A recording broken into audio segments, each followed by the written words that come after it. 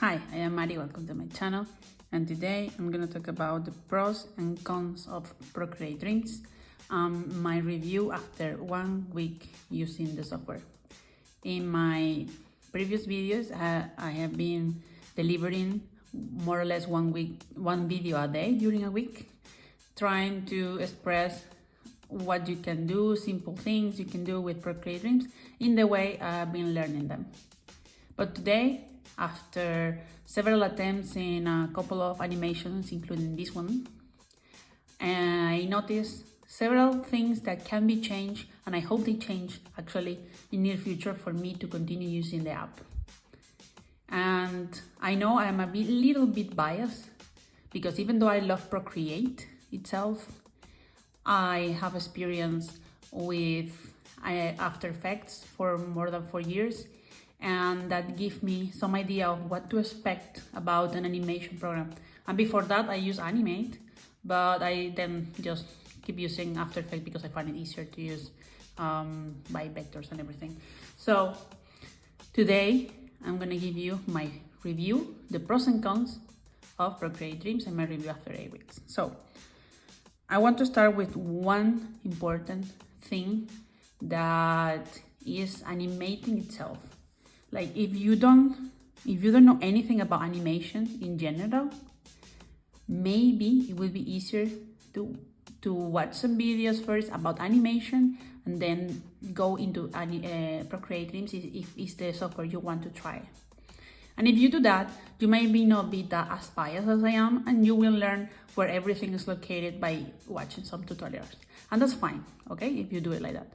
If you come from other animation activity like I do, then you will maybe be complaining about the same things I do in this video.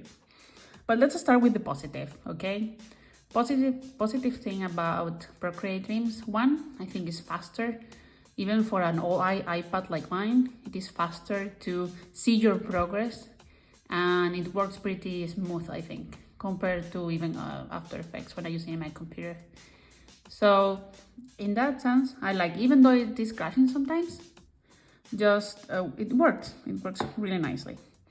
The second thing I like a lot is something that you don't have in Procreate itself, and is that if you change something here, you have infinite undo. That means that if you close this and come back to the same file, you still can undo the action here.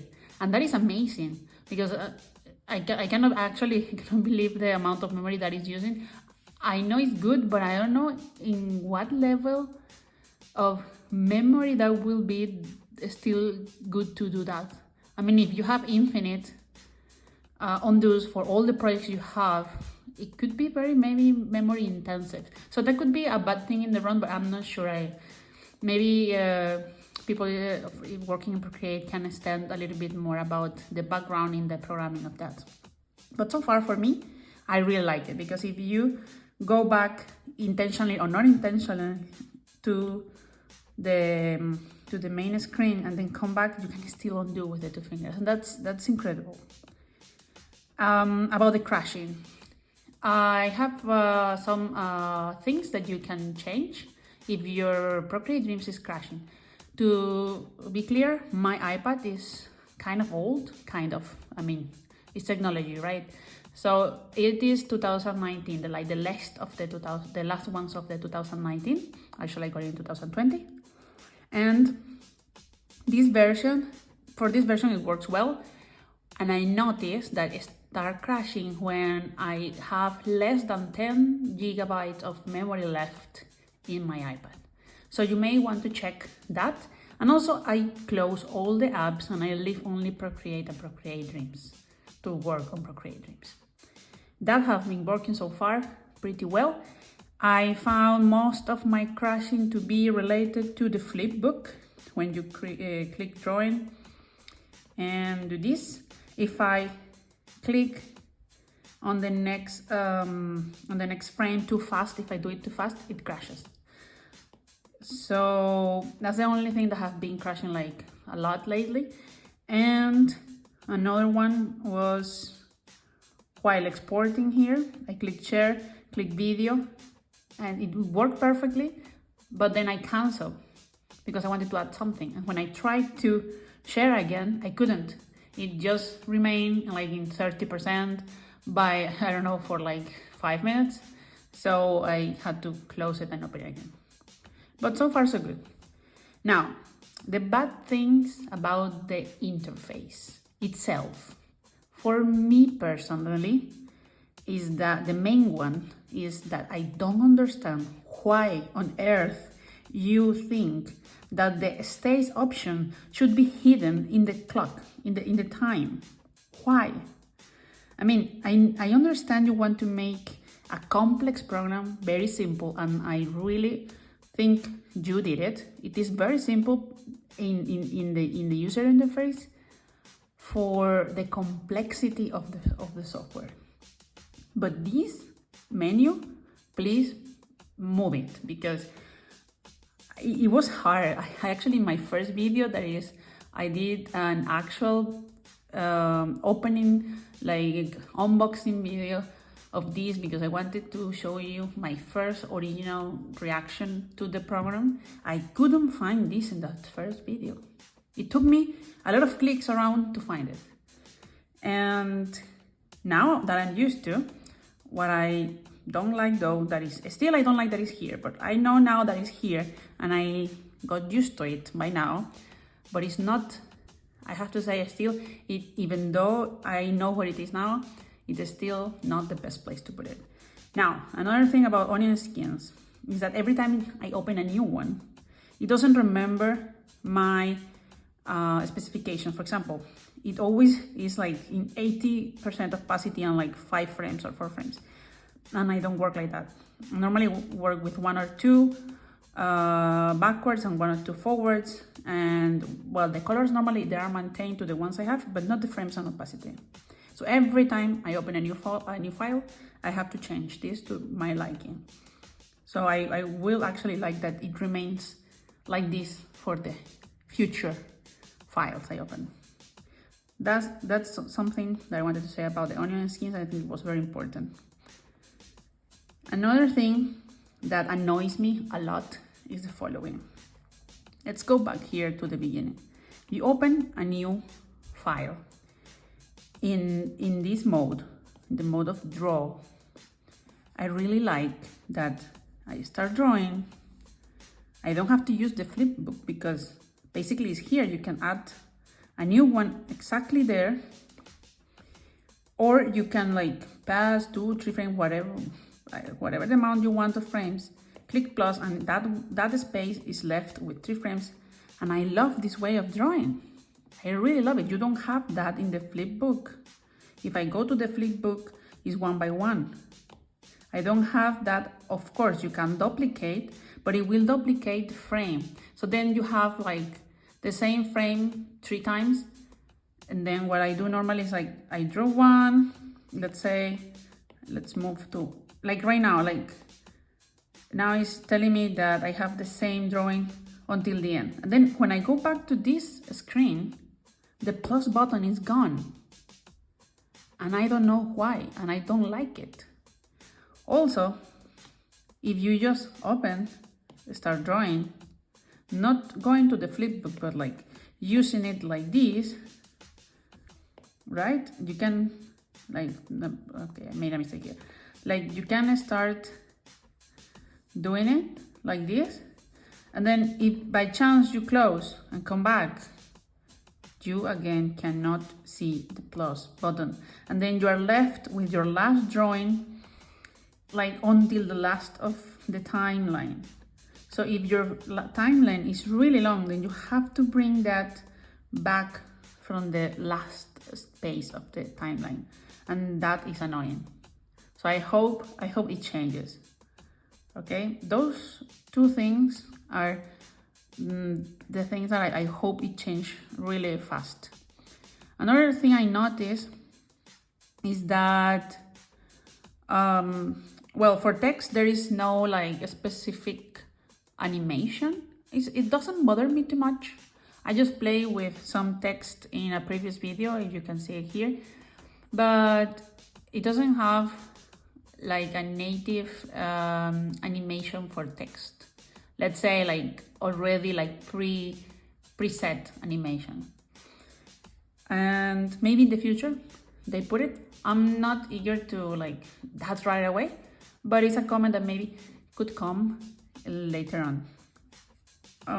Another thing that I noticed as well is that there are two main types of animation, frame by frame and keyframe animation. Then the third type is still keyframe animation because it generates keyframes, but you do it in a more or less natural way.